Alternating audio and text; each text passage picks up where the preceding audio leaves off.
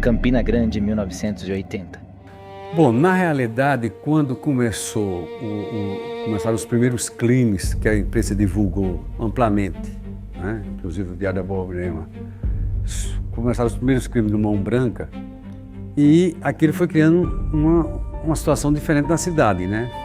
As informações circulando, muitos boatos, desencontros, e o uso dessa expressão Mão Branca, que era uma cópia, né, usada de uma nomenclatura usada pelo Esquadrão da Morte da Polícia do Rio de Janeiro, que é uma polícia que tinha tradição, a Polícia Civil do Rio de Janeiro tinha tradição de Esquadrão da Morte, desde a época de Lecoq, Escuderia Lecoq, por exemplo.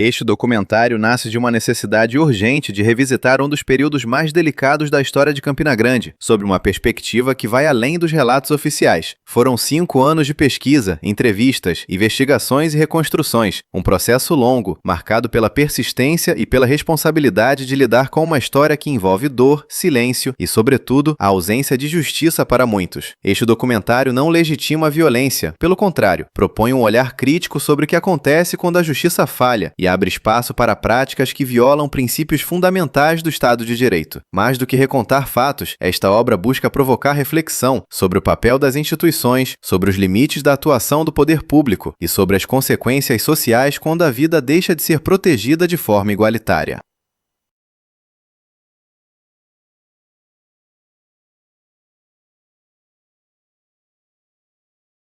Este filme contém cenas e relatos que podem ser perturbadores para alguns espectadores. Todos os fatos narrados são reais e mostram as devastadoras consequências da violência. O propósito deste filme é sensibilizar o público para os impactos negativos da violência e não glorificá-la. Se você se sentir desconfortável ao assistir, por favor, considere parar de assistir ou buscar apoio emocional.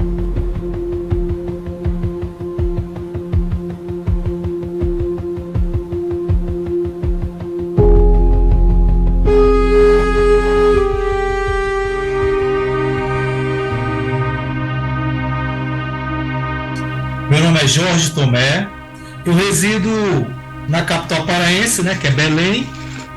Me sinto muito feliz em ter o retorno de vocês, em que eu procurei vocês, né, para a gente ter uma história de um fato que ocorreu em Campina Grande, e vai ser uma grande oportunidade de contar a versão de um dos filhos, né? Porque eu acredito que eu sou o único filho que tem a vontade de falar sobre casa. Você quer que lhe chame de quê? De Tomé? Pode me chamar de Tomé.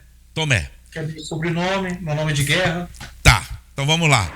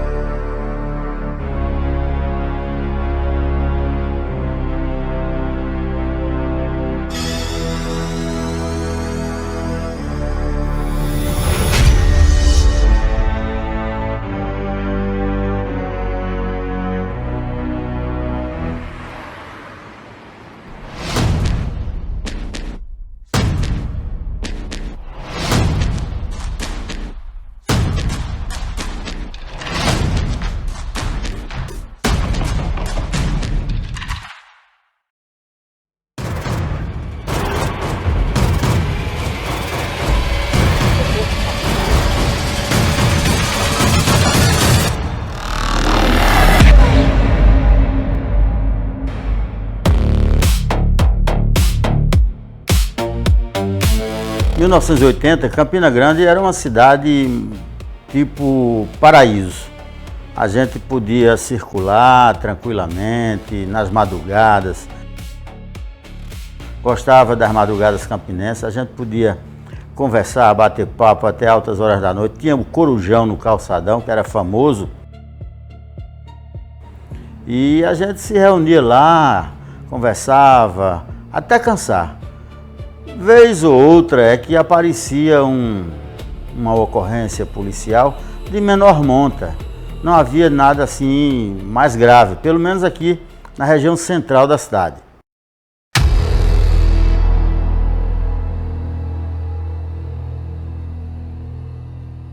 Assaltos como hoje, a bancos, não existia nessa época não. Existiam aqueles assaltos de pequeno porte, lanceiros, arrombamento de casas. Carro para roubar toca-fita, que era na época a qualquer luxo era toca-fita. O pessoal saía para a praia, saía para ir passear, os ladrões se aproveitavam e ia lá e roubavam os utensílios domésticos. Então, esses crimes foram se avolumando e atingiu um impacto maior quando foi divulgada uma lista de cerca de 115 nomes de pessoas que deveriam ser mortas assassinadas pelo dito Mão Branca, né? Como se fosse um carrasco. Contam de uma lista que a polícia tinha, que divulgou essa lista. Ora, é muito fácil raciocinar. Se fosse da polícia ali ia divulgar quem ia matar, claro que não ia divulgar. Todo jornal na época, inclusive o de Araboburema e o Paraíba, que eram os dois de maior circulação, nós recebemos essa relação com 100 nomes, e o que nós estranhamos na época, que tinha nomes na relação que não era de bandidos. Era um cara que foi preso por conta de uma arruaça, outro que foi preso porque comprou um produto roubado. O caso de Rostam, que era muito conhecido em Campina Grande, todo mundo estranhou que Rostam, né, que era de um bar aqui no centro, estava na lista. Mas a maioria dos nomes que a gente via na lista eram daqueles presos que eram aqueles presos de rotina.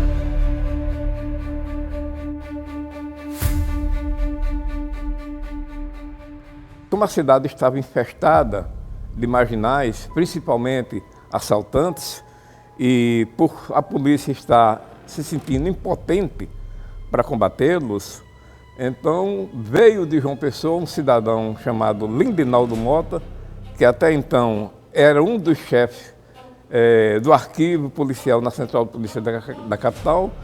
Ele veio assumir a chefia de pessoal aqui na Central de Polícia de Campina Grande. Quer dizer, ele era o chefe do setor de arquivo, onde era registrada a entrada e saída de todos os marginais que eram presos em Campina Grande. Como Lindinaldo Mota era o chefe do setor de arquivo, surgiu exatamente com a ideia macabra do Lindinaldo Mota, que, percebendo a inoperância da polícia para combater a marginalidade, procurou os investigadores Zezé Basílio, Temporal, Cacau, Chico Alves, claro, com a anuência do supervisor de polícia Cícero Tomé, e aí veio a ideia de criar um grupo de extermínio para não só prender os marginais, mas principalmente executá-los. Lindinaldo Mota teve o aval do supervisor de polícia da época, Cícero Tomé, elaborou uma lista com 115 nomes de bandidos, de ladrões, de assaltantes que haviam sido presos durante um bom período em Campina Grande, e ele, de posse dessas fichas, foi elaborando um a um até chegar na relação com 115 nomes. Foi de uma brincadeira entre policiais, e o meu pai me contou à época que ele tinha chegado à delegacia lá de Campina e havia um grupo de policiais conversando com um diário, um papel na mão, e quando ele indagou: o que você está fazendo com esse papel? Esses nomes aí um deles, que eu não estou recordando o nome agora, ele disse: é uma lista dos caras que vão morrer. Meu pai foi e indagou. À época, meu pai ainda não tinha ciência dessa lista. Ele não tinha, era dos amigos dele, de delegacia, que tinham formulado essa lista. No decorrer do tempo em que ele passou a indagar, ele passou a ter curiosidade. E da história ele passou a liderar, né, esse grupo que ocorreu, né? A história é essa. Brincadeira? Eu não acredito em brincadeira. O que houve ali foi determinação mesmo, e que eles tentaram notabilizar, pensando que aí iam adquirir o apoio, o respaldo popular, o respaldo da sociedade que pensa, da sociedade esclarecida, de parte da justiça. Então eles podem achar que podem controlar e ameaçar e tentar matar o bispo da cidade, tentar matar a advogada e seus familiares, podem publicar uma lista que vão matar 115 pessoas. São 115 pessoas que os jornais publicaram a relação das pessoas que deveriam ser mortas pelo Esquadrão da Morte Mão Branca. 115 pessoas. Então, eles estavam ébrios de poder, era um poder para o mal, um poder da atrocidade, um poder da maldade humana. Com essa lista pronta, veio a logística de como lançá-la na imprensa para que pudesse ganhar a notoriedade da população. E isso foi feito. Lindinaldo Mota, depois de elaborada a lista, colocada no envelope, teve a feliz ideia no ponto de vista dele, de convocar um amigo chamado Zé Galego, que nessa época ele trabalhava numa empresa de transporte aqui chamada Zé Maneco, e esse amigo dele levou esse envelope até a cidade de São Paulo, lá foi colocado nos Correios e ela volta para Campina Grande, exatamente endereçada à Central de Polícia, foi quando se deu toda a logística para o surgimento real do Grupo Mão Branca. Na verdade, aquela lista, aquela relação dos que seriam mortos pelo Mão Branca, ela foi feita na redação do Diário da Borborema. Ela foi elaborada na redação do Diário da Borborema, na época. E não me pergunte quem a fez, porque eu não vou dizer. Mas eu tenho certeza de que ela foi elaborada lá e avalizada por Cícero Tomé e os outros integrantes lá que se reuniam às escondidas da imprensa para poder eleger, escolher quem seria executado naquela semana ou na semana seguinte. Aquele foi um jornalista que fez aquela relação. Sensacionalismo. Quando a relação chegou na Jornal da Paraíba, que eu peguei a relação, que veio em nome do repórter policial, que eu abri, né, que era um envelope branco, que tinha um grampeado com várias folhas, né, digitadas, a máquina de escrever, inclusive a letra para cima e para baixo. Eu, na minha memória, veio na mesma hora. Eu digo, rapaz, essa lista eu vi na mão de alguém, lá na Central de Polícia. Eu vi essa lista na mão de Cícero Tomé. Eu nunca escondo porque eu fui testemunha ocular. Era idêntica demais, aquela lista que ele andava com ela na mão dentro da Central de Polícia, e foi aquela lista que chegou na redação dos jornais. Então, a partir daí, eu comecei a desconfiar que tudo estava saindo dentro da delegacia. Nós jornalistas, nós observávamos algumas reuniões macabras, geralmente na agência de automóveis de Zezé Basílio, aqui na rua Epitácio Pessoa, onde ele tinha realmente um gabinete que costumeiramente era visto, nós víamos, e a população também via, entrando e saindo agentes, e inclusive outras autoridades. O clima da época, deixa eu precisar um pouco do momento histórico, nós ainda estávamos sob o regime da ditadura militar. Em 1980 ainda era a ditadura militar, que só termina em 85 com a eleição de Tancredo Neves pelo Congresso Nacional. Denúncia que se matava gente ligada à esquerda, o regime, né? E aqui se ficou com medo disso porque estava muito perto, muitas pessoas aqui que eram parte da esquerda estavam sendo arrochadas sobre esse negócio, ameaçadas, pressionadas, etc.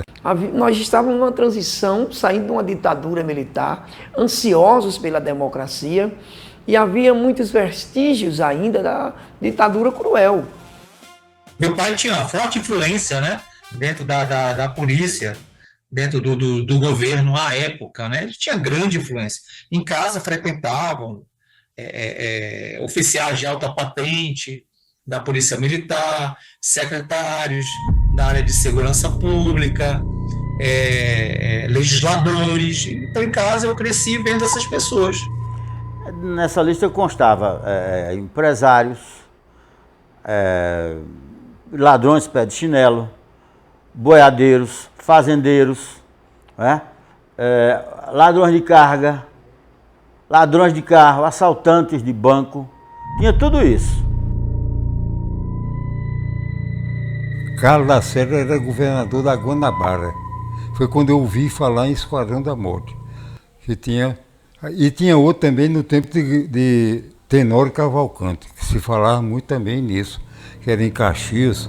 Foi no tempo mais ou menos dessa luta entre Tenório e Carlos Lacerda no Rio de Janeiro. Que tinha que jogavam os corpos no Rio Guandu, etc. Mas sempre, desde aquele tempo, se falava numa promiscuidade muito grande entre o crime e os aparelhos de segurança. Eu já tinha ouvido falar de Mão Branca antes do Mão Branca de Campina Grande, né? Porque a gente estudava muito, né, como repórter, para ter conhecimento de outros fatos fora da Paraíba, e a gente ouvia falar muito do Mão Branca no Rio de Janeiro, no sul do país. Aí de repente surge, né, as primeiras informações de que Campina Grande também estava se formando um Mão Branca. Aí tensão para todos nós, porque a gente não sabia como ia ser isso, né, e em que ia terminar.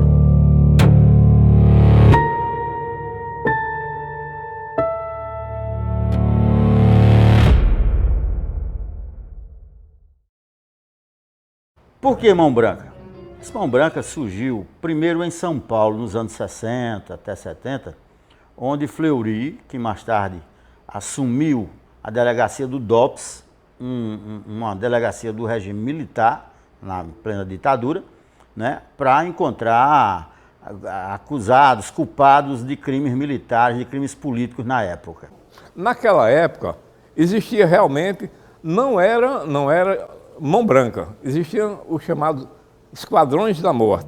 No Rio de Janeiro tinha o Esquadrão da Morte, em São Paulo tinha também um Esquadrão da Morte, mas a origem do Mão Branca da Paraíba foi exatamente porque o Esquadrão da Morte executou um assaltante da Paraíba chamado Paraibinha e foi jogado numa das praias do São João do Meriti, e nesse marginal foi colocada uma luva sobre o corpo, e essa luva era branca.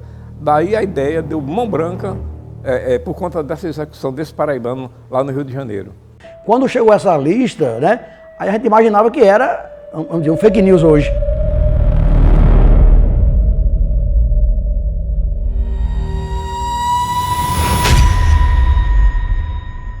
O jornal só publicava aquilo que era de interesse do jornal. Ainda hoje é assim. Quantos e quantos jornalistas não são contrariados na sua formação e no seu comportamento, porque os meios de comunicação aos quais eles pertencem não têm uma linha editorial diferente do pensamento do jornalista. A relação chegou ao Diário da Borborema uma quinta-feira, foi levada ao conhecimento do superintendente Luiz Barbosa de Aguiar, e em seguida houve uma reunião com o editor-geral do Diário da Borborema, porque tratava-se de um assunto jornalístico, e ganhou repercussão, porque inclusive, tem um fato interessante, é que o Diário da Borborema, na época, rodava, vamos usar esse termo, rodava apenas 2.000 exemplares.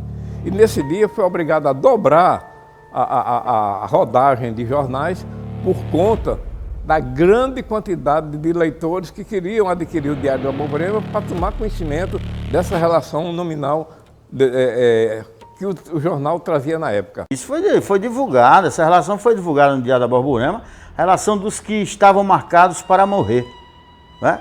E aí criou-se aquele pânico, né? Tinha pessoas lá na lista que eram membros de famílias importantes aqui da cidade.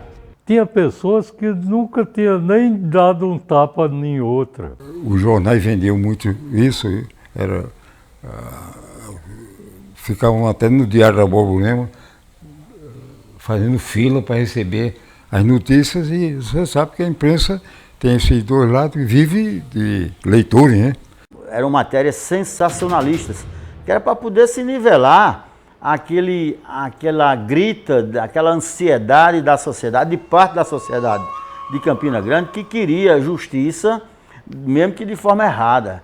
E aí, quando aparecia no Diário da Borborema, em manchete, em caixa alta, corpo 24 lá no título, que é o maior número, o maior tamanho da letra lá, né? Mão Branca extermina mais um bandido. Tipo chamativo, impactante. As manchetes de todos os jornais eram assim, impactantes, para chamar a atenção. Você vendia mais o jornal pelo título do que pela própria matéria. Quando essa lista foi publicada pelo Diário da Borborema, O repórter da patrulha da cidade, da Rádio do Borborema, que era Assis Costa, também fez a divulgação através do seu programa. E nós tínhamos, na Rádio do Borborema, uma vinheta chamada o Campinense Repórter, que era uma coqueluche na cidade. Quando a vinheta era exibida na Rádio do Borborema, em qualquer que fosse o horário, a cidade parava porque sabia que era uma notícia importante que vinha logo a seguir, após o término da vinheta.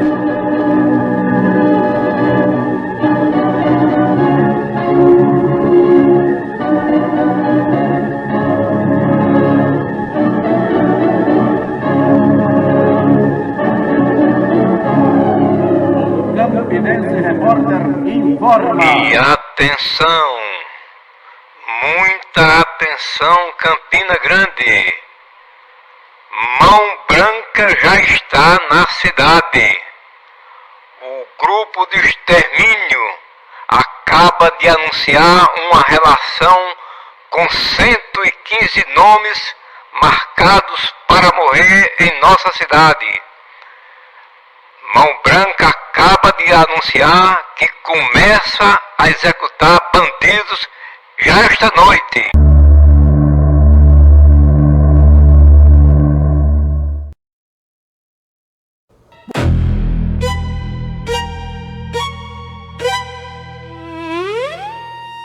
O grupo estava decidido e dificilmente voltaria atrás da sua determinação. Tanto é que um sábado, dia 11 de abril, 12 de abril de 1980, o grupo se reuniu por volta de 6 horas da noite na agência de automóveis de Zezé Basílio e ficou decidido que naquela noite teria início as execuções. E como havia na cidade o que nós chamávamos na época inferninhos ou assustados, e sabia-se que na Sábado da Palmeira iria haver um inferninho desses. E normalmente todos aqueles marginais que residiam ali na Palmeira, no Jeremias, no Araxá, frequentavam a Sábado da Palmeira nesse sábado à noite, porque era um ambiente, era o único local de lazer da cidade naquela região, daquela região urbana. Nos anos 80 tinha uma coisa chamada clubes, né? Ainda tínhamos a efervescência dos clubes. Era possível andar uma determinada hora da noite. Todo momento não era possível, até porque nós estávamos passando por um processo de transição, por exemplo, da ditadura militar, e havia muito aquele autoritarismo policial. Aí eles teriam ido, em tese, atrás de algum bandido, o Mão Branca. Andavam em carros disfarçados, não era em carro com o distintivo da polícia, não. Carro emprestado ou carro roubado, que eles tinham lá no pátio da Central de Polícia e utilizavam para fazer patrulha na cidade. Nesses carros roubados, a verdade é essa. Eu tinha autorização judicial para usar os carros apreendidos. A polícia não tinha viatura. Então o juiz, que era o Dr. Hitler Cantalice, me ajudou muito, e a Mauri Barros, me autorizavam a usar carro roubado que o dono não aparecia para a polícia. Então, chegaram e encontraram Beto Fuscão, que estava indo para casa, para o Jeremias, e o forró era no caminho do Beto Fuscão. E o Basílio teria visto, o Zezé Basílio teria visto o Beto Fuscão e disse, olha, a gente veio procurar um bandido aqui, mas ninguém achou, então tu desse azar. Criaram essa história. Tanto é que ele foi levado até a torre 1 do estádio Amigão, aquela torre da Arquibancada Sol, e lá foi cientificado de que o grupo estava formado e que ele seria o primeiro a ser executado. Foi aí que ele pediu, por tudo que era sagrado, para que não fosse executado, mas a decisão estava tomada e Zezé Basílio encostou o cano da espingarda 12, de 2 canos, no peito de Beto Fuscão, puxou os 2 gatilhos e arrancou o coração.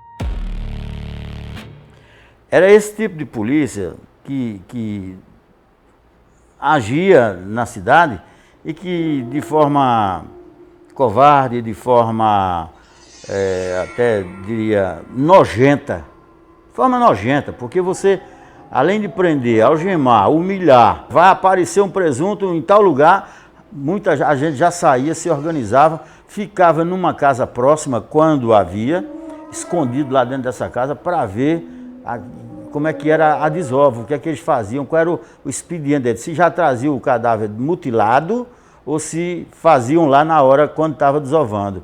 Faziam na hora do extermínio ou na hora da desova. Era pânico, na verdade. A gente ficava naquela expectativa o dia inteiro.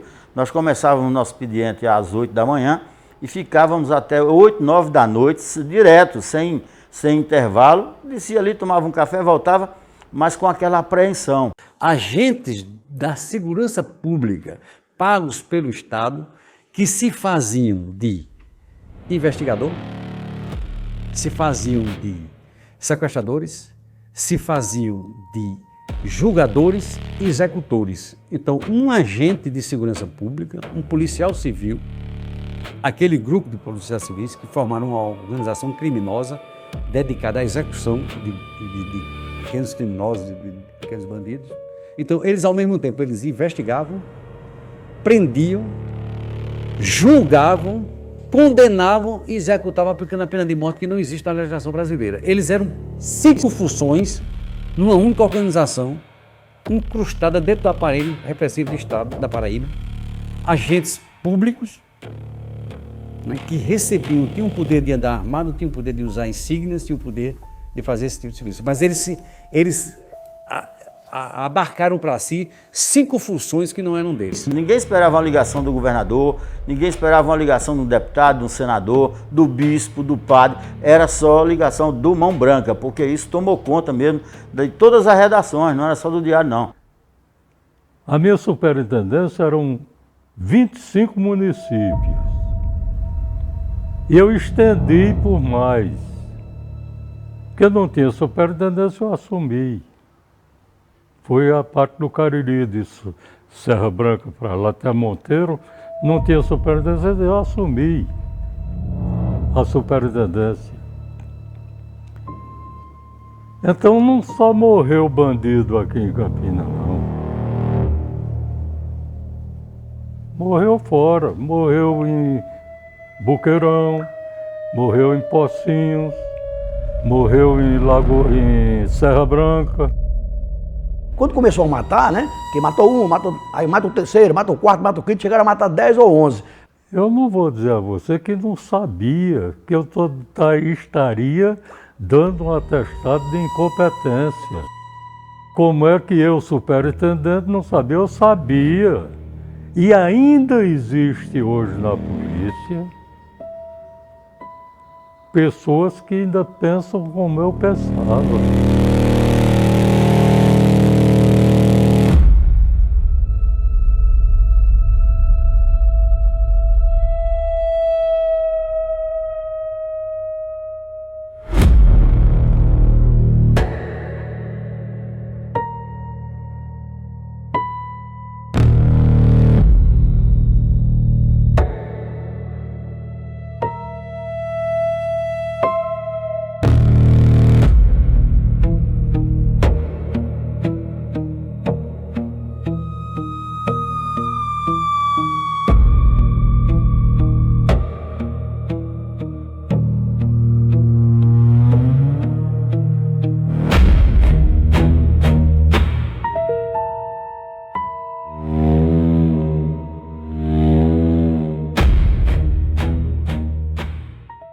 Não, quando ele me chamou, disse, Hermílio, o que é que está acontecendo? Eu disse, o senhor já sabe, coronel. Todo dia o jornal diz o que está acontecendo, é aquilo. Ele disse, você está sabendo disso? Eu estou. E o senhor está também. O senhor está sabendo porque leu e agora está sabendo o que eu estou dizendo. Agora eu quero que o senhor me diga qual foi o homem de bem que morreu e qual foi o bandido morto que não reagiu. Aí ele foi lá, calou, não disse mais nada. Todos sabiam. Todos, claramente. Eu afirmo que todos sabiam. O Estado sabia. E dava suporte a isso. Agora, o que tinha era o seguinte, eu vou ser bem claro, isso já passou. Se reagisse, recebia as consequências da reação.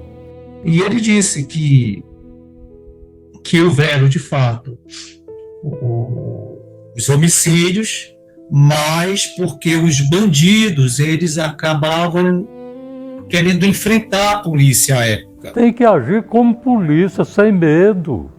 E eles precisavam mostrar força, porque eles estavam perdendo a energia, né, no município de Campina, não só no município de Campina, como outras cidadezinhas próximas, e que eles precisavam mostrar força. Negociar com bandido?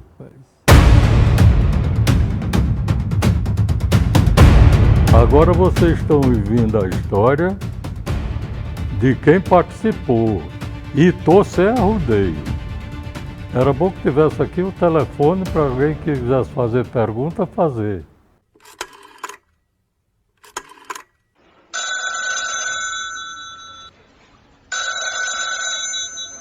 É o repórter Ronaldo Leite do Diário da Borborema. Branca? Pode falar. Seu grupo é formado por quantas pessoas? Branca? Não era um indivíduo, era uma organização criminosa incrustada dentro do aparelho repressivo do Estado. Isso é mais grave. Nunca reclamei de ninguém por isso, não. Eu quero deixar tudo muito claro, viu, amigo? Eu nunca reclamei pelo que estava acontecendo. E eu pergunto a quem está me ouvindo. Você que está me ouvindo, talvez não concorde com o que houve, mas tem muitos que vão achar que o Mão Branca precisava voltar. Não. A época é outra, né? Os tempos são outros, né? Não tem mais espaço para esse tipo de coisa, não. Pode aparecer assim um ou outro isoladamente, mas uma organização criminosa, não vejo nenhum risco disso ocorrer, porque os tempos mudaram, as pessoas mudaram, né? O próprio movimento social não permite mais esse tipo de coisa, não permitiria. Tinha um bandido lá em Zé Pinheiro, era perigoso, era Cabo Cabral. Alguém deve se lembrar desse nome. E eu ia um dia fazendo uma viagem para o interior, lá fora, ali, depois de Soledade, eu vejo um carro, era o carro de Cabo Cabral, uma veraneio, mas com muita coisa, uma bagagem e tal. Aí eu apressei o carro, dei com a mão, parei, era ele.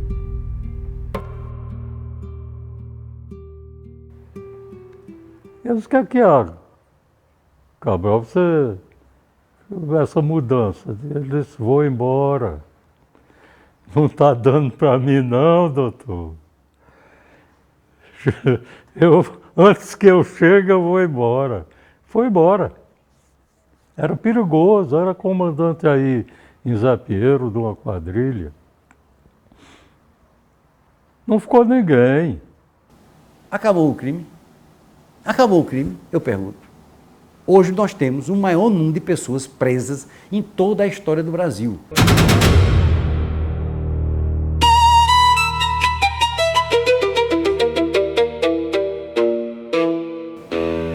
O crime você sempre vai tê-lo, desde que o mandato começou, desde que Caim matou Abel.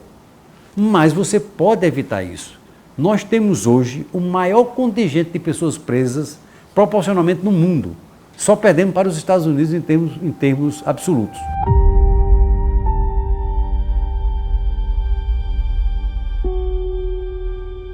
Quando nós chegamos na central de polícia na quarta-feira pela manhã, Uma das nossas rotineiras visitas era exatamente ao xadrez. Nós visitávamos, todos os repórteres visitavam o xadrez da Delegacia de Roubos e Furtos, o xadrez da Delegacia de Vigilância Geral e Costume e raramente o xadrez da Delegacia de Homicídios, que era um xadrez que fatalmente não tinha ninguém. Porque a gente tinha acesso à permanência, a gente tinha acesso, naquela época, o repórter, à cela, não tem esse rigor de hoje, né? E aí, quando nós chegamos à grade do xadrez, o velho Marco Antônio, que era um dos assaltantes mais destemidos daquela época, que era o Mocotó, realmente nos chama e diz: ligue seu papagaio que eu tenho uma afirmação a fazer. E aí ele desafia o Mão Branca. Ele diz que não acredita em Mão Branca, que Mão Branca é conto da carochinha e que ele não é mais criança para acreditar em história de Trancoso. Foi quando o supervisor de polícia, Cícero Tomé, determinou que os três, Paraibinha, Mocotó e Queimada, fossem liberados, porque eles não podiam mais continuar presos, porque já estavam ali há mais de 30 dias. Após os três assaltantes, os três marginais terem sido liberados, ficou-se aquele clima de tensão na cidade, porque nós sabíamos que algo de anormal poderia acontecer a qualquer momento.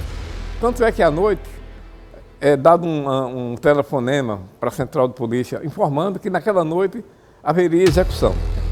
Então, a partir dessa ligação, todos nós jornalistas ficamos observando, de antena ligada, podemos dizer assim, porque a qualquer momento podia chegar a informação de que um marginal teria sido executado. Só que não chegou a informação de um marginal executado, chegou a informação de 3 marginais executados. Paraibinha, executado ali nas imediações da FAP, e Mocotó e Queimadas, executado no Velame.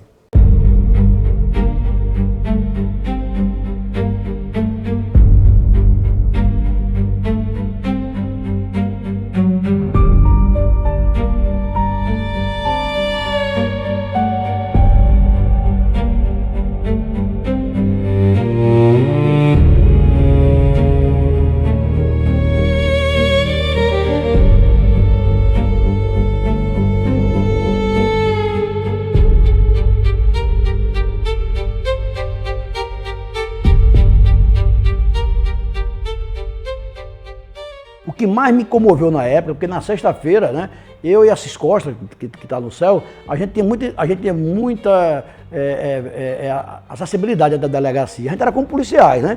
Aí eu entrava na sala dele, ia conversar com eles, e eu levava cigarro para ele, e a gente se encontrou com ele na sexta-feira, né? E eles tudo de boa, vamos sair amanhã.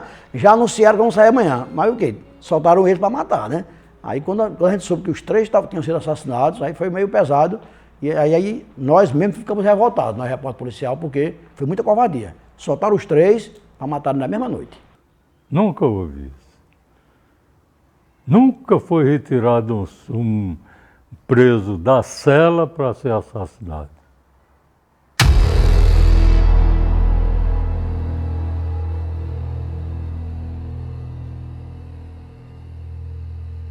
O Expedito ele era um assaltante que frequentava ali as imediações do estádio Amigão. Normalmente eram aqueles veículos, naquela época ali o ambiente era muito ermo, e ele ficava por ali. E como os veículos, ao passar pela linha férrea, eram obrigados a praticamente parar, era quando ele chegava para agir. E aí praticava o assalto, o chamado Nego Rei, que foi executado também no Amigão, era um assaltante perigosíssimo, que agia naquela região do Catolé, e foi executado logo após a linha férrea. O bandido tem uma vida diferente. O ambiente dele é outro. O bandido no ambiente dele, quanto pior ele for, melhor ele é. Era um movimento muito pequeno. Tão pequeno que daquela relação de 115 pessoas aproximadamente, apenas 6 ou 7, se não me falha a memória, foram mortos e trucidados. Mas tudo ladrão pé de chinelo, tudo ladrão que ladrão de toca-fita, né? Descuidista, sujeito que ia para a feira para roubar ali, quando o sujeito estava com dinheiro na mão, ele batia a carteira do sujeito e ia embora. Matou Pernambuco, um bandido perigoso, foi morto. Por quê? Era um bandido perigoso, reagiu à polícia, morreu. Vinha um assaltante de Recife. Ele vinha roubar taxistas, os carros dos taxistas na cidade. Ele assassinava esses taxistas e levava esses carros, na época a maioria era Brasília, que eu lembro disso. Eles levavam esse carro para Recife. E meu pai, no processo de investigação, descobriu que esse assaltante, que era muito perigoso, estava matando pai de família, os taxistas, e, por incrível que pareça, né, haviam policiais envolvidos na morte desses taxistas. E meu pai descobriu. Zé Canuto, em Buqueirão, foi morto. Por que foi morto? Era um bandido perigoso, num tiroteio. Matou um policial, morreu.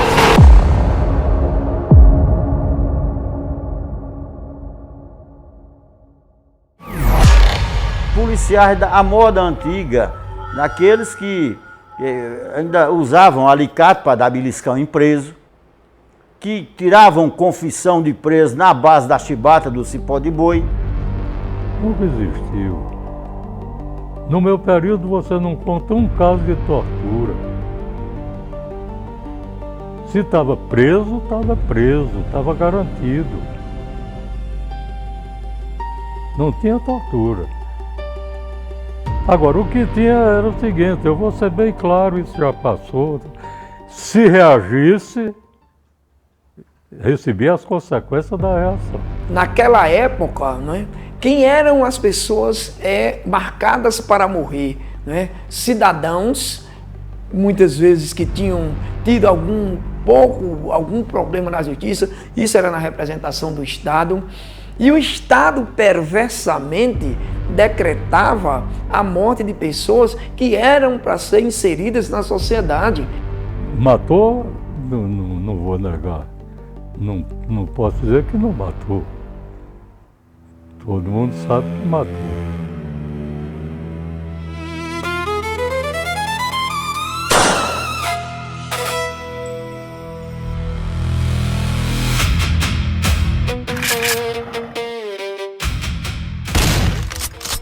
Existia uma polícia,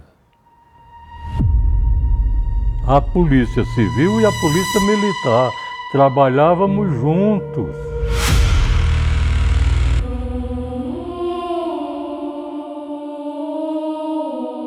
Alguns integrantes da Polícia Militar, de forma isolada, não assim o comando, né, a direção geral, mas de forma isolada eles sempre me apoiaram.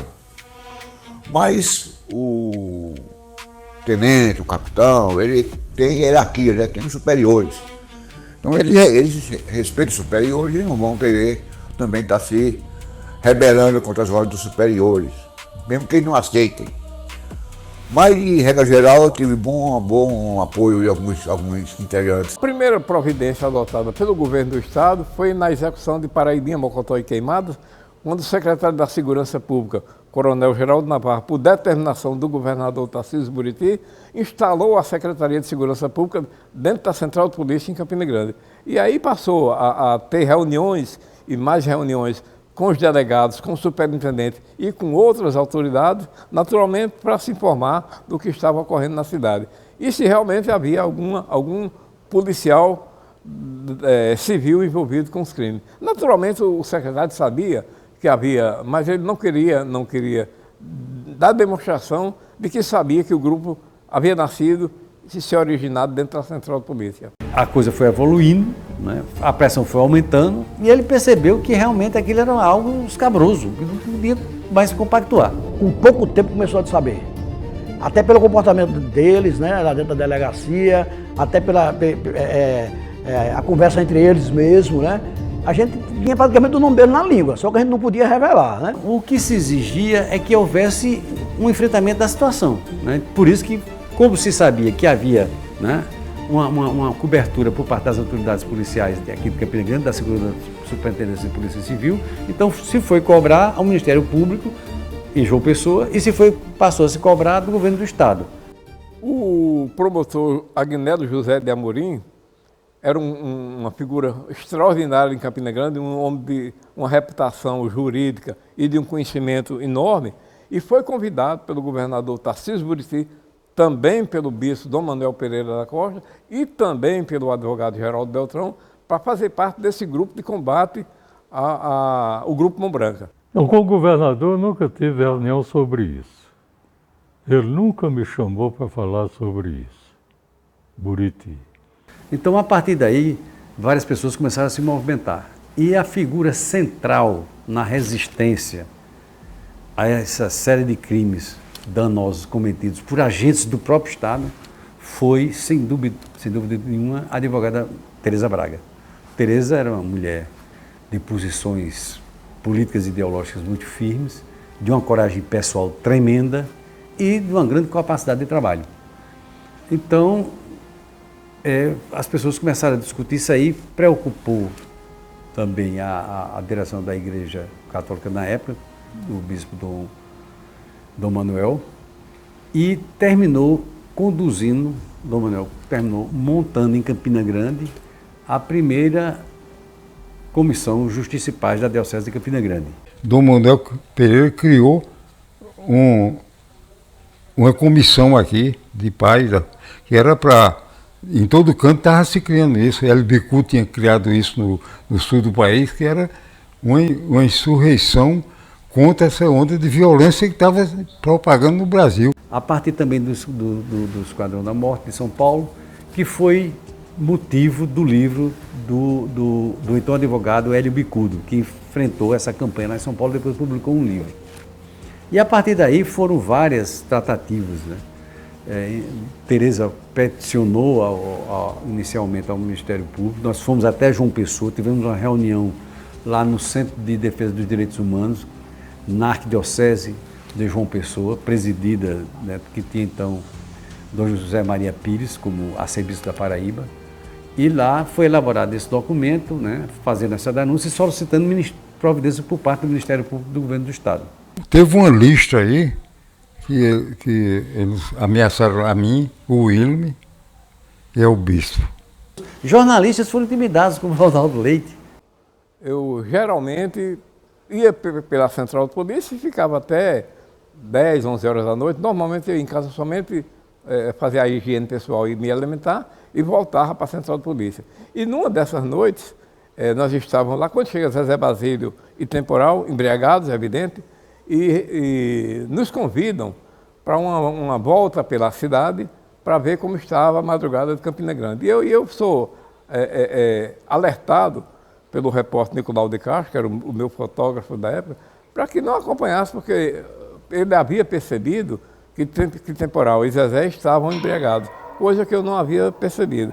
Só que eu não imaginava que eles haviam já tomado uma decisão macabra, que eu poderia ser executado e seria executado naquela noite. Nós nos dirigimos até a torre do Amigão, e é lá quando eu sou deixado dentro do carro, e ambos saem. Foi exatamente aí que eu escapei da morte, porque naquela noite eu seria executado. O bispo diocesano de Campina Grande foi intimidado.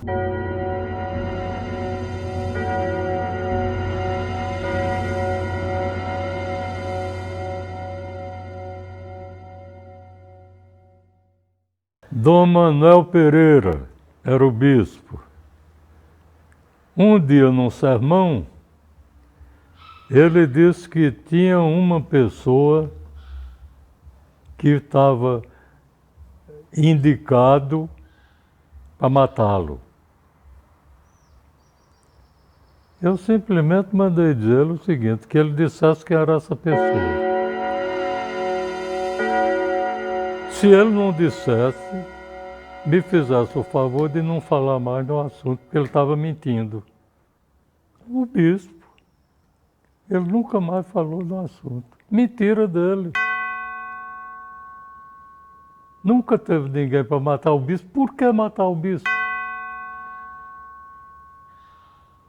Qual era a explicação para alguém querer matar o bispo? Alguém da polícia.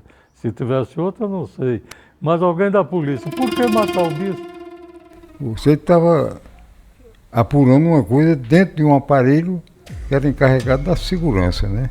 Dom Manuel sofreu muito, né? A pressão em cima dele foi violenta, né? Tanta pressão de outras organizações, agências governamentais, né? Pressão que ele sofria, pelo seu papel enquanto autoridade religiosa, que na época tinha um peso extremamente grande na cidade, o bispo diocesano, e as pressões pessoais, né? As ameaças pessoais que ele sofreu.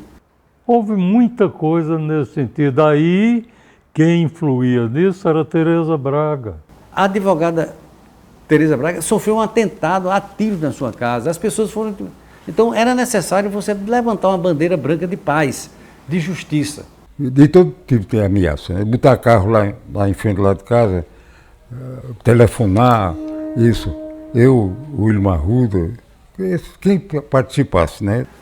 Mas, efetivamente, todos nós fomos acordados à noite com telefonemas, né? Na época não havia celular, era o telefone mesmo, de que tinha ocorrido um atentado na casa de Tereza Braga, inclusive disparando muitos tiros, né? Então isso mobilizou ainda mais. Dom Manuel Pereira da Costa, o bispo-presidente da Comissão de Justiça e Paz da Diocese de Campina Grande, e de outros advogados, como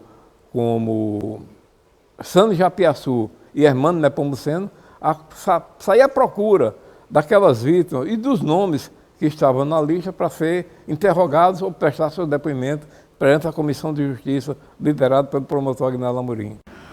Na verdade, foi ele que teve o dom, a coragem de pegar aquele abacaxi, né? E aquele era um promotor espetacular, muito corajoso, simples, brincalhão e tal, mas muito corajoso e muito competente. Ele fez um trabalho excepcional no início do processo e me ajudou muito esse trabalho dele a dar prosseguimento ao meu trabalho. Eles formaram uma comissão de investigação paralela, né? Ministério Público, Justiça, né? Comissão de Justiça e Paz. Aí foi realmente uma investigação que envolveu a Igreja Católica, que envolveu os movimentos sindicais de Campina Grande. Tereza Braga foi muito importante nesse movimento. Aí passaram tudo para a esfera judicial e não foi difícil chegar a uma conclusão de que eram os 5 responsáveis pelo Mão Branca. Eu sabia que estava mexendo numa casa de marimbondos. Mas como eu disse, eu tinha que assumir, porque eu não ia bater pilho, como se diz normalmente, né? Eu tinha que assumir. Mas em termos de questão pessoal, nunca tive nenhuma ameaça, que eu saiba não. Apenas se conversa, que como eu não estava gostando, não sei o que, isso é normal. Então foi fundamental na mobilização da opinião pública, na cobrança para uma intervenção por parte das autoridades, tanto as autoridades do Ministério Público, judiciais, como o governo do Estado, que controla a polícia, ao qual a polícia está subordinada. Foi importantíssimo o papel do Dom Manuel Pereira. Eu acho que a maior punição disso, o maior resultado disso foi porque cessou a atuação deles, né?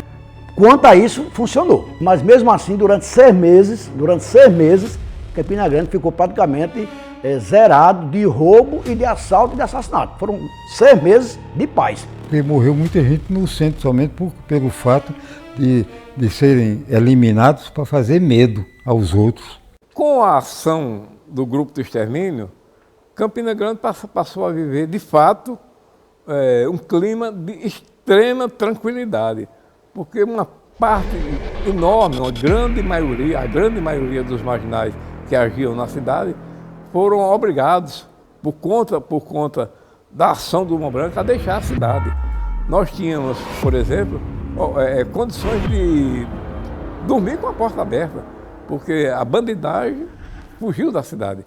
E aqueles que ainda permaneciam na cidade, eles não saíam para praticar nenhum tipo de crime. Isso aí eu garantia. Eu disse muitas vezes. Muitas vezes, vocês estão garantidos. Quando eu dizia vocês, era a cidade. E pode fazer denúncia. A polícia tomará as providências. Você podia deixar seu carro aberto com dinheiro. Ninguém roubava, não. E as pessoas ligavam realmente dizendo, né, que Campina Grande estava precisando de uma mão branca para acabar com a insegurança e a violência em Campina Grande. No início, a população aprovou esse tipo de ação. Depois veio, né, a repercussão e a covardia, porque só se matavam presos, considerados presos pobres, né? Quando passou a entender quem era que compunha, quem era que formava esse grupo, viu que era também iguais aos ladrões que eles assassinavam, eram policiais pé de chinelo. A coisa do Mão Branco foi uma coisa muito impactante na época para Campina Grande, né? Foi um episódio muito complicado, mas que fez parte da história de Campina, infelizmente, mas fez parte. Então, evidentemente que os comentários eram gerais, né? Os comentários eram gerais, mais variados tipos, né? E era normal que isso ocorresse, porque como não era uma área de direito, de estudo de direito, essas questões envolvendo esses crimes tinham que ser abordadas, até porque alguns colegas meus professores também abordavam nas suas aulas, né? Trocavam ideias, né? E como eu disse, foi um episódio lamentável, mas que marcou muito Campina Grande na época. Havia muito aquela ideia, por outro lado, né, de que é a ideia que ainda hoje persiste, aquela tese de que bandido bom é bandido morto. Esse slogan, bandido bom é bandido morto, é preciso que a gente pergunte que cor tem esse bandido. É preciso que a gente pergunte onde é que mora esse bandido, em que situação está esse bandido. Bandido bom é bandido morto quando o bandido é pobre, quando é preto, quando é favelado, quando é miserável. Você quando vê gente falando que todo bandido morto, muitas vezes são os maiores salafrários que estão dizendo isso e desonestos também, né? Que dizem isso, né? Que, aliás, eu tenho até uma impressão que esses camaradas, quando querem que os bandidos sejam eliminados, é para eles ficarem só. Como havia uma onda muito grande de crimes, né? E a insegurança da população era grande. E a população, logicamente, as pessoas, aceitaram aquilo como uma forma de salvação, uma vara de segurança, né? O pessoal está acabando com os bandidos, aquela história, né? Está batendo bandido e vai dar mais segurança a gente. E, em função de tudo isso, houve grande aceitação. Que quando a cidade começa a surgir muito roubo, muito assalto, a gente escuta dizer, eita, era bom que o Mão Branca voltasse. A gente escuta muito isso, porque eles entendem que o Mão Branca é aquela justiça feita com as próprias mãos. Hoje é muito mais complicado, né, por conta do rigor da justiça. A grande maioria dos vereadores de Campina Grande se posicionou contrário às execuções, porque seguiam exatamente aquela orientação do bispo Dom Manuel Pereira da Costa. Alguns deputados, como Otacílio Queiroz, Américo Maia e outros se posicionaram, tanto na Câmara dos Deputados como na Assembleia Legislativa, contrário à execução do grupo de extermínio na cidade. Porque até dentro do próprio Ministério Público existia pessoas que eram favoráveis ao esquadrão. Muitas vezes, por motivo até que se justificaria do lado individual, né? Como eles sabiam que tão cedo não seriam punidos, não seriam presos, porque tinha esquema dentro. Esquema é proteção na própria Secretaria de Segurança. Tinham proteção, como eu disse, de um juiz da cidade, pelo menos um deles era amigo pessoal, particular. Era um negócio interessante que muita gente na cidade já sabia quem. Eu até, na época, a gente era entrevistado muito e havia uma orientação até do próprio governo que se fosse, eu vou dizer uma coisa, disfarçando. Virou um valor cultural de Estado, porque meu pai, embora cometesse esses homicídios contra esses assaltantes, ele cometia porque ele representava o Estado. Então, claramente, o Estado estava presente, sendo representado por policiais. E o Estado, e o município, o Estado sabia de tudo isso. Para mim foi um grande auxiliar. Fui criticado muito porque ele já acusado chegou aqui em Campinas e eu fui recebê-lo no aeroporto. Tu sabe quem avisou o meu pai quando saiu a ordem de prisão dele? Foi o Coronel Cifrônio. Cifrônio era corregedor. Ninguém sabe disso. Foi quando meu pai fugiu ele primeiro foi para Solânia, ele fugiu para Solânia. O secretário de segurança avisou o Coronel Cifrônio que estava indo lá com a intimação. O Coronel Cifrônio falou para o meu pai: Cícero, foge que está vindo ordem de prisão para ti. O meu pai foi para Solânia, para casa do irmão dele, o tio Chico, e de Solânia ele foi para Recife, se escondeu em Olinda.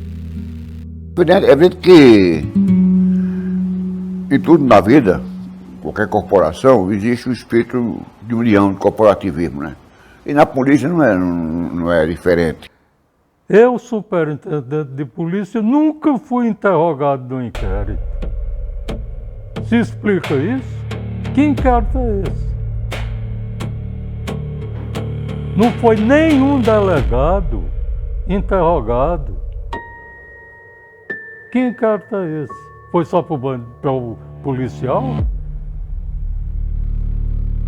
E eu ainda disse ao William Arruda que ele era representante do governo, não sei o quê. Ele me chame para depor, rapaz. Eu sou superintendente, eu ainda era superintendente. Me chame. Não, você é meu amigo, não tem amigo, William. Me chame para depor. Nunca chamou. Bom, na realidade, essas informações já tinham chegado, né? Os depoimentos anteriores, as informações do Raul Tio, das outras informações que foram chegando à comissão, então a comissão praticamente já sabia mais ou menos quem eram as pessoas. E isso teve uma faca de Deus rumo, né? Porque também teve muito esclarecimento sobre isso, né? Tornou as evidências muito grandes, né? Que o sujeito, porque inclusive no caso de Zezé Basílio, esse não foi difícil de chegar, porque esse, onde ele andava, dizia que tinha outras pessoas. O cômico dessa história toda é que tinha um sujeito que não era policial, ele era motorista. Era o Zezé Basílio, que foi o que mais se expôs. O Zezé Basílio não era policial, ele era motorista da polícia. Mas ele nunca se separou de uma pistola, de um revólver, e era quem mais ameaçava, porque ele se sentia apadrinhado por delegados. Ele tinha uma amizade com um juiz aqui da cidade, que na época era o Campinas tinha 2 ou 3 juízes, e esse juiz que era afilhado de Zezé Basílio, botava a mão na cabeça de Zezé Basílio e Zezé se sentia muito à vontade. Eu acredito, pelas histórias que eu escutei, que ele era um dos mais cruéis do grupo. Então, acredito que ele deixava muito mais vestígios. Teve casos que a gente foi fazer a cobertura e órgãos genitais do morto eram colocados na boca do sujeito, né? Os olhos eram arrancados, né? As orelhas cortadas. Então Zezé, pelo fato de não ser nada, queria ser o tudo e era quem mais tentava se destacar naquela operação.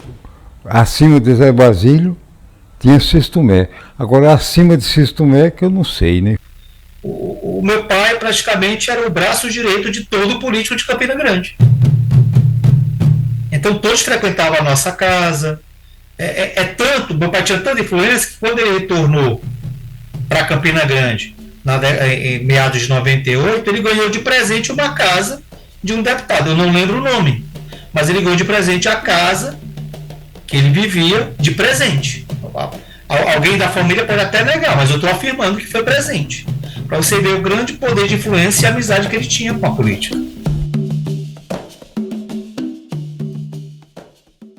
pai tinha uma raiz tão forte no candomblé que eu lembro quando criança, que quando ele estava preso, que ele ficou na delegacia preso, ele fazia os trabalhos dele na delegacia, era natural. Então, os políticos participavam, tinha uma forte influência. Meu pai tinha ligação também até com a Igreja Católica, mesmo sendo do candomblé, e eu cresci nesse meio. Essa história de dizer morreu, não morreu um homem de bem. O Grupo Mão Branca foi um aproveitador. Foi um grupo que tentou mostrar serviço à sociedade, mesmo que de forma errada, tentou mostrar serviço à sociedade sem medir as consequências das loucuras que praticavam. É claro, os métodos foram legais? Não foram legais. Mas foram corretos? Continuo dizendo que foram. Meu pai não tinha pena, não tinha piedade, não tinha nada. Meu pai era policial nato e ele matava mesmo. E ele deixava bem claro o que ele falava. As mortes existiram. Eu não disse que não morreu, não morreu. A polícia matou. Assassinaram a lei, o Código Penal e também meia dúzia de bandidos famintos de ponta de rua. O bandido é para ter medo da polícia. Que meu pai, embora ele fosse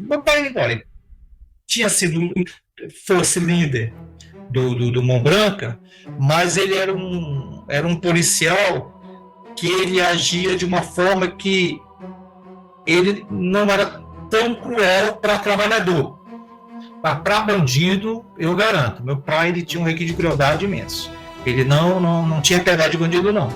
Ele ia ser quem fosse, é bandido, morrer na mão dele. Muitos deles tinham esquemas, tinham proteções extra-polícia, e aí 4 ou 5 deles foram absolvidos, e só o Zezé Basílio foi condenado a mais de meio século de prisão, morreu na cadeia. Nenhum desses policiais recebeu da sociedade, nem recebeu nem mesmo do Estado, as funções de investigar, prender, julgar, condenar e executar. Isso não existe. Então, toda vez que isso ocorre, isso põe em risco a sociedade.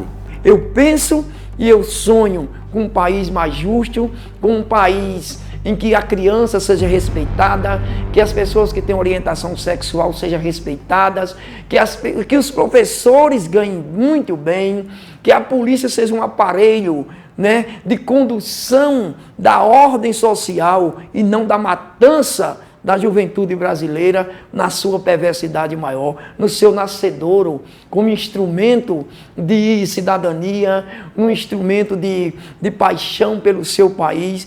A sociedade implanta o Estado e dá poderes ao Estado para criar um poder de polícia para assegurar a segurança pública, para assegurar as garantias individuais de todo cidadão, de toda cidadã. E que se cumpra o rito da lei. Para o bandido não há recuperação. Não existe bandido que se recupera 1%. Não tem recuperação para bandido.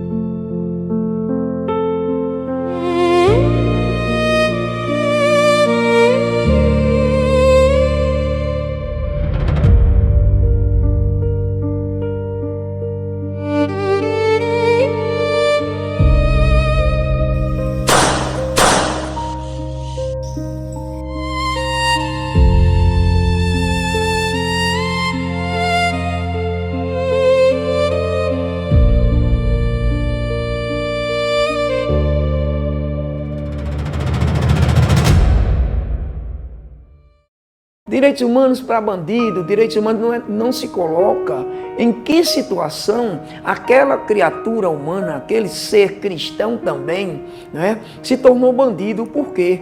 Me preocupa porque geralmente quem morre são pretos, pobres, são miseráveis, são pessoas que já estão em processo de marginalidade social.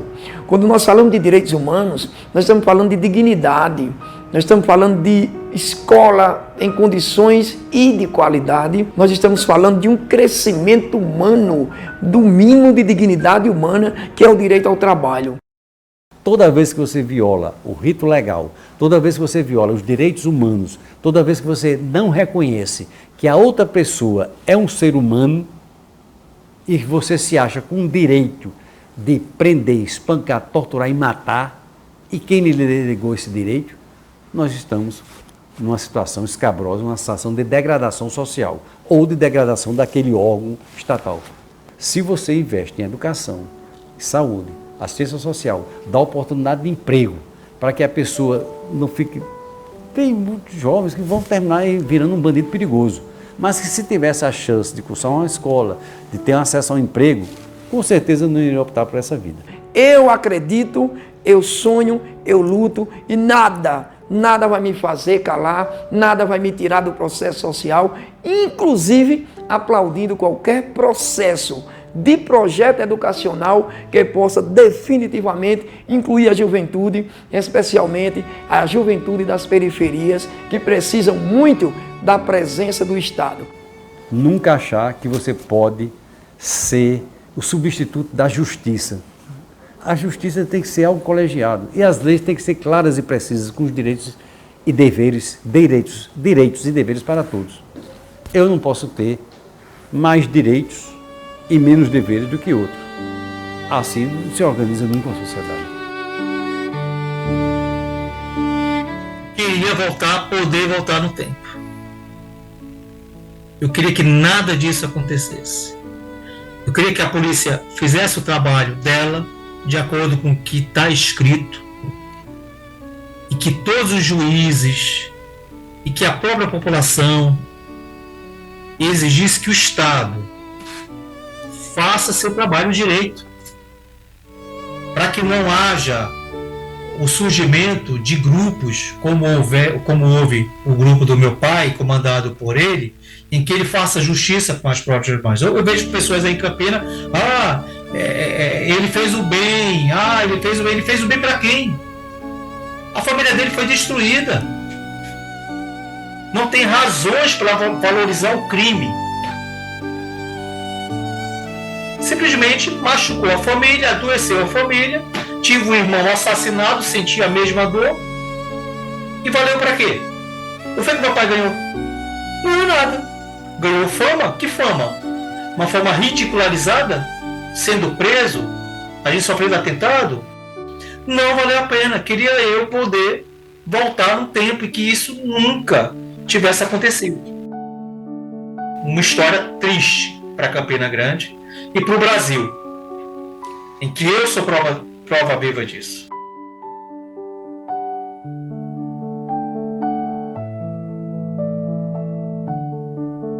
No dia que houver pena de morte no Brasil, só vai morrer pobre e negro. E a periferia, né?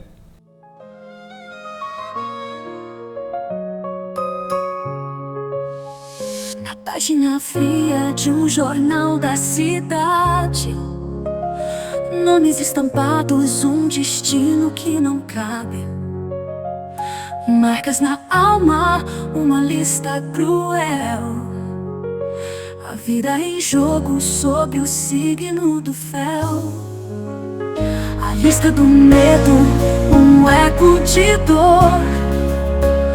Nomes que clamam por amor e por valor. Em cada letra uma história se apagar.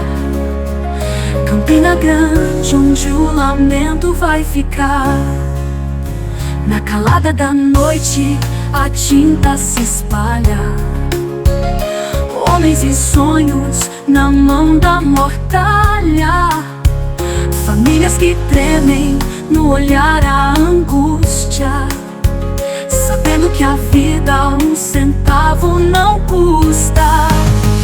A lista do medo, um eco de dor,